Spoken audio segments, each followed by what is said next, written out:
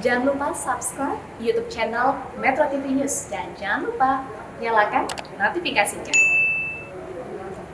Anda kembali bersama kami di Metro Pagi Prime Time. Pemirsa, Kementerian Keuangan ini melalui Direktorat Jenderal Pajak mulai menerapkan pemberlakuan nomor induk kependudukan sebagai nomor pokok wajib pajak.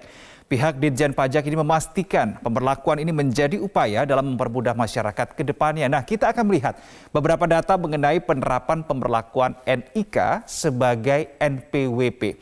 Kita akan menuju ke informasi pertama, ini terkait dengan infografis pemberlakuan NIK sebagai NPWP. Kita akan tampilkan di layar supaya kita bisa melihat di sini.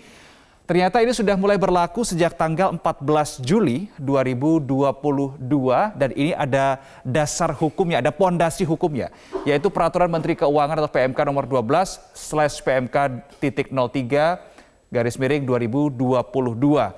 Nah, mungkin Anda mempertanyakan format barunya seperti apa sih? Format baru NPWP ini adalah bagi wajib pajak orang pribadi atau penduduk ini menggunakan NIK. Kemudian bagi wajib pajak selain orang pribadi, dalam artian bukan penduduk, badan dan juga instansi pemerintahan, ini menggunakan 16 digit angka. Dan yang ketiga, bagi wajib pajak cabang, ini menggunakan identitas nomor identitas tempat kegiatan usaha. Ini adalah beberapa format baru NPWP yang sudah dimulai diterapkan pada tanggal 14 Juli 2022. Sementara pemirsa, dalam 3 tahun terakhir, nah ini saya ajak Anda untuk melihat bagaimana pendapatan negara dari sisi pajak. Kalau kita melihat angkanya memang up and down begitu ya, masih fluktuatif 2019 sampai dengan 2021. 2019 saat itu masih belum pandemi, sebesar 1.545,3 triliun rupiah, kemudian 2020 turun cukup signifikan, ini karena memang masuki masa pandemi COVID-19 sebesar 1.072,1 triliun rupiah, kemudian tahun 2021 naik lagi menjadi 1.277 dan per semester 1 tahun 2022 ini berarti sampai dengan bulan Juni kemarin pendapatan pajak Indonesia sebesar 868,3 triliun rupiah.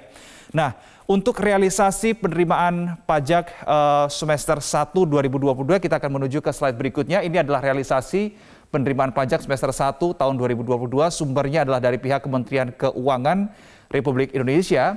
Ini adalah dari berbagai sektor pemirsa. Sebut saja dari PPH non-migas ini sebesar 519,6 triliun. Kemudian PPN dan juga PPNBM sebesar 300,9 triliun. PPH migas 43 triliun. Kemudian pajak lainnya sebesar 3,4 triliun, pajak bumi dan bangunan 1,4 triliun, sehingga totalnya ini sebesar 868,3 triliun rupiah. Terkait dengan realisasi belanja lembaga semester 1 pada tahun 2022. Ini yang beberapa yang tertinggi begitu ya.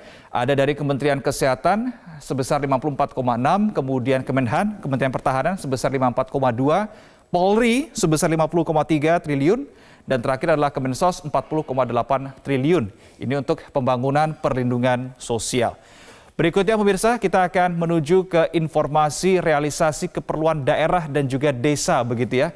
Masih di semester 1 tahun 2022, untuk realisasi daerah ini sebesar 333,1 triliun rupiah, sedangkan untuk dana desa sebesar 34 triliun rupiah.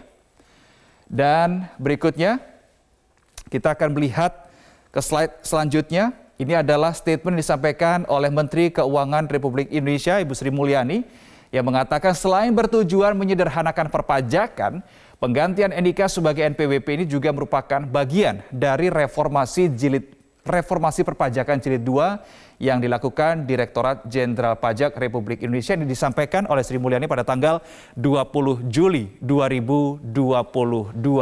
Itu tadi adalah beberapa data dan juga fakta terkait dengan penggantian atau penerapan NIK sebagai NPWP.